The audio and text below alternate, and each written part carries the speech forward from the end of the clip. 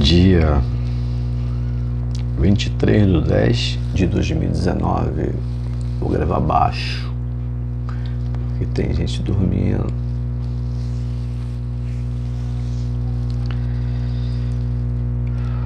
São 1h29 no Rio.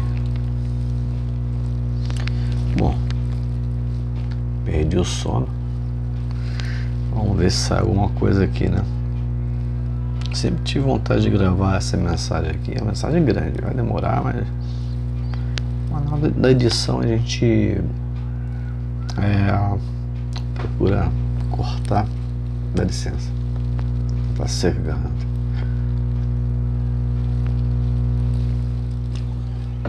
Aí a gente separa, a gente divide o vídeo, né? É sobre o evangelho da circuncisão e o evangelho da incircuncisão. Salvos somente pela graça mediante a fé em Cristo Jesus. Eu ainda fiquei meio assim, eu não gravo, porque é uma mensagem longa, né? Mas vamos lá. A gente vai tentar melhorar assim, cortar em algumas partes de 10 minutos. Evangelho da circuncisão e o evangelho da incircuncisão. Tem gente que não sabe nem o que é isso, né? Ainda mais o povo rodiano, porque lá não aprende isso. Desculpa, tô com uma coriza aí. Eles aprendem o que? Sacrificar. É sacrificar de janeiro a janeiro.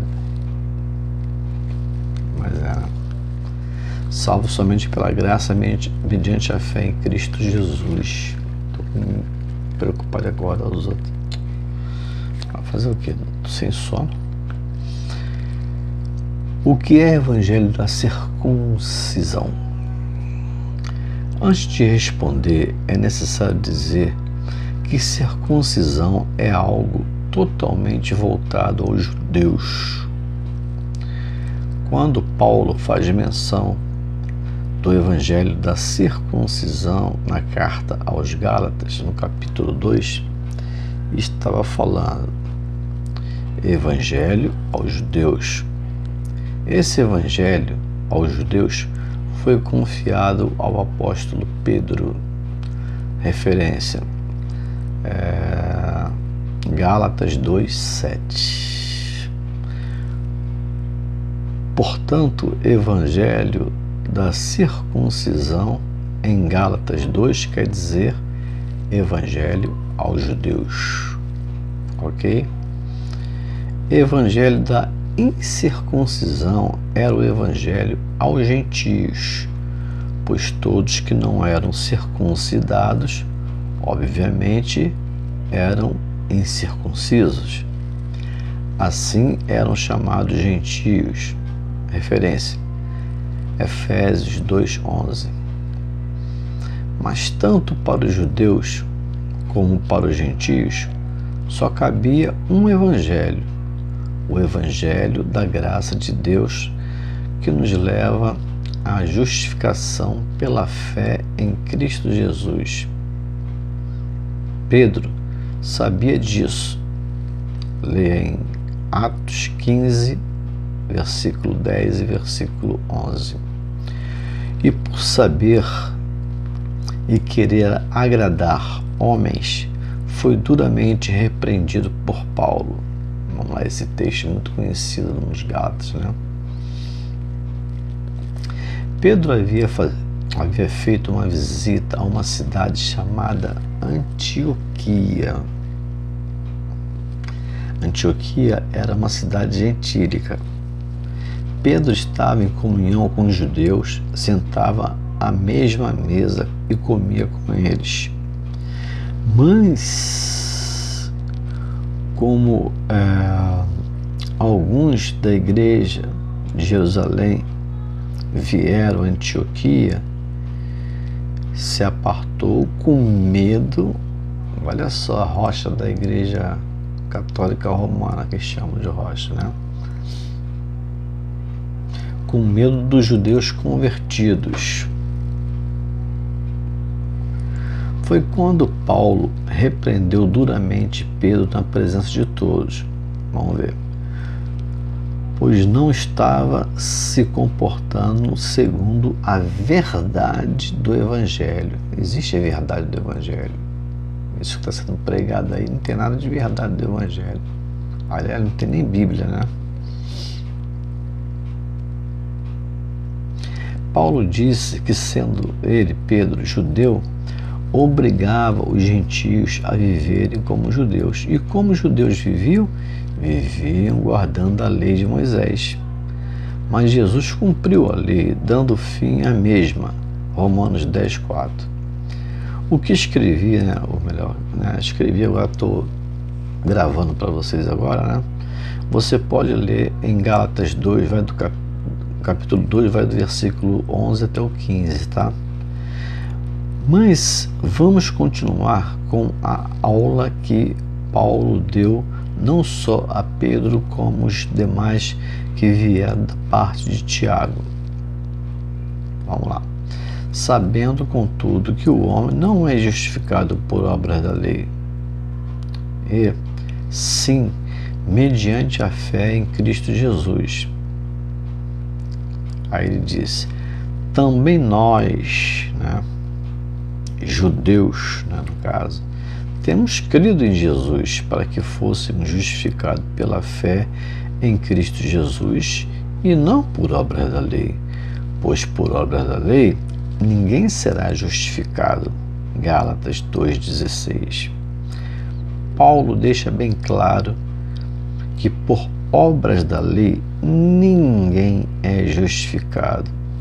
É o que estão fazendo as igrejas hoje, né? Voltando ao velho pacto, o Velho Testamento, voltando a praticar a obra da lei. Aquilo que Paulo repreendia naquele tempo, entendeu? Parece que eles nunca leram essa epístola, que não é possível, né? Paulo estava repreendendo a Pedro e os demais judeus que vieram de Jerusalém da parte de Tiago. Por obra da lei ninguém será justificado. Gálatas 2,16. Paulo deixa bem claro que por obras da lei ninguém é justificado. Amados, Cristo cumpriu, né, e matou a lei, ou seja, destruiu. Por isso, né, isso está escrito em Gálatas 2,18, né? Por isso Gálatas 2,18 diz: porque se torno a edificar o que destruir, a mim mesmo me constituo transgressor. Amados, repito, Cristo destruiu a lei. Pregar um evangelho legalista era querer edificar o que Cristo destruiu. Caramba.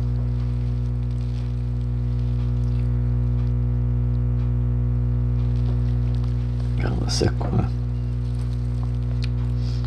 Bom, vamos pular para a igreja de Coríntios.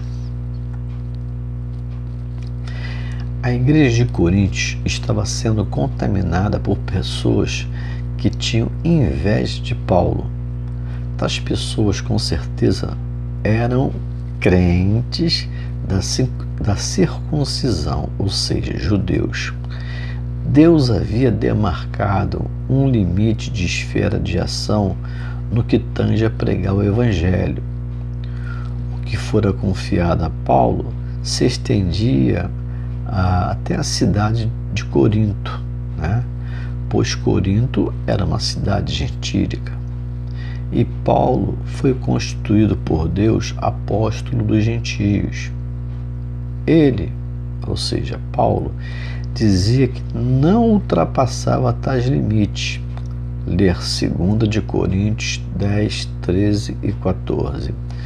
Procurava não ultrapassar, né, o que Deus havia demarcado. 2 de Coríntios 10, 16. Não era o caso de alguns judeus da circuncisão, certo? Pois se infiltravam nas igrejas gentílicas, né, insinuando que o apóstolo Paulo era um falso apóstolo. Paulo chegou a dizer que também era de Cristo, 2 de Coríntios 10:7. Esses crentes legalistas aborreciam Paulo sobremaneira. O apóstolo advertiu a igreja dizendo que, assim como Eva foi enganada através da astúcia da serpente, Coríntios corria o mesmo risco, apartando-se da simplicidade e purezas devido a Cristo. 2 de Coríntios 11:3. Até estava lendo uma mensagem hoje, estava lendo João, parece que, não me lembro de cabeça não, depois eu boto aqui para vocês, tá? João, né, os judeus chegaram para Jesus e perguntaram: o que nós faremos para realizar as obras de Deus? A pessoa quer fazer obra, tem que sacrificar, tem que subir, tem que descer, tem que plantar bananeira, entendeu que negócio? Estão sacrificando, e o sacrifício de Cristo, né, parece que ficou esquecido. Então os judeus estavam perguntando: pô, vem cá, o que faremos para guardar, né,